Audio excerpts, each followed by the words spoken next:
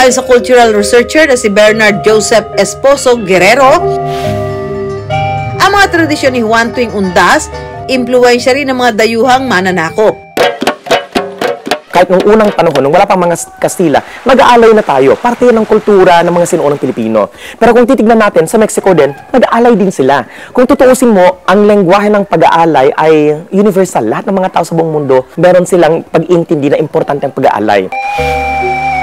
Pero may mga kaugalian din daw tayo tuwing araw ng mga patay na nagkaugat sa likas nating pagmamahal sa mga kaanak. Kasi tayo mga Pilipino, likas sa atin yung pinairal natin yung family-oriented natin, yung family-centered, no? Na kahit na mayapa, na matagal lang na mayapa, they're still part of the family.